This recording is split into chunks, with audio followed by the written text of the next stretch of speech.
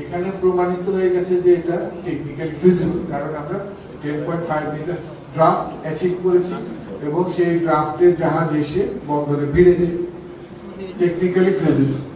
এখন হলো ফিনান্সিয়ালি এটা সাস্টেনেবল কিনা। কয়লা বিদ্যুৎ কেন্দ্রে প্রতি বছর দুইটা, আমাদের যদি 1320 মেগাওয়াটের দুইটা প্ল্যান্ট চলে তাহলে প্রায় 8 মিলিয়ন টন কয়লার প্রয়োজন হবে বছরে।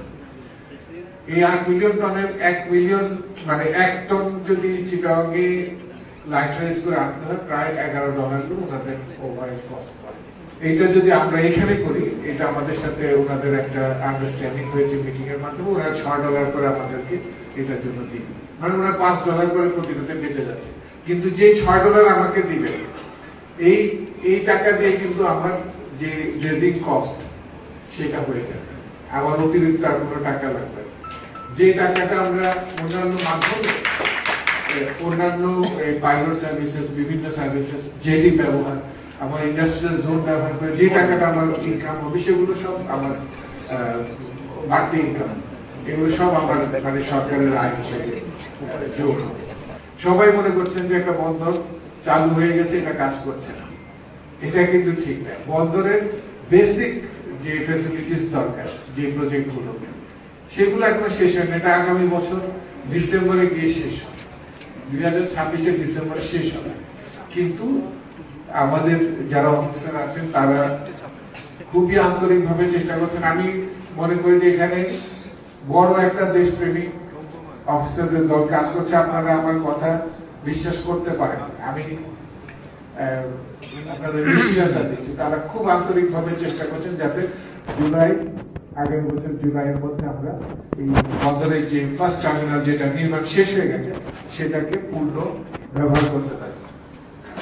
এটা 650 মিটার, এই একটা সিঙ্গেল টার্মিনাল হিসেবে এটা বাংলাদেশের সবচেয়ে দীর্ঘ টার্মিনাল।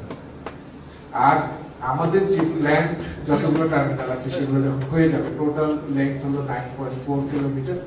এটা আমি যদি কম্পেয়ার করি বাংলাদেশের অন্য 3টা বন্দরের টোটাল যে কি লেন্থ আছে সেটা এই এক পায়রা বন্দরে সেই পরিমাণ কি লেন্থ আছে, অর্থাৎ যেখানে জাহাজ ভিড়তে পারবে যেটির লেন্থ, সেটা বাংলাদেশের অন্য সব বন্দরের যে বর্তমান ক্যাপাসিটি যদি যোগ করে তাহলে পায়রা বন্দরে সেই ক্যাপাসিটি হবে। এখানে আমাদের জেটি তৈরি, আমাদের সিএফএস শেড তৈরি, ইকুইপমেন্ট গুলো কন্ট্রাক্ট হয়ে গেছে। এখন হ্যান্ডলিং করার মধ্যে ইকুইপমেন্ট আমাদের আছে। একমাত্র জিনিস যেটা আমাদের করতে হবে সেটা হলো ড্রেজিং। এখন একটা অনেকে খুব দাবি করছেন যে এখনই ড্রেজিং করতে হবে, কিন্তু আমি আগে যে ভুল করেছি এই ভুল আমি আবার করতে চাই। আমি ড্রেজিং তখনই করবো যখন আমার অন্যান্য ফেসিলিটিস গুলো তৈরি হবে, সেই লক্ষ্যমাত্রা ধরে আমি ড্রেজিং করব। তবে এই সরকার অত্যন্ত, আমি বলবো যে অত্যন্ত সহানুভূতিশীল বন্দরের প্রতি।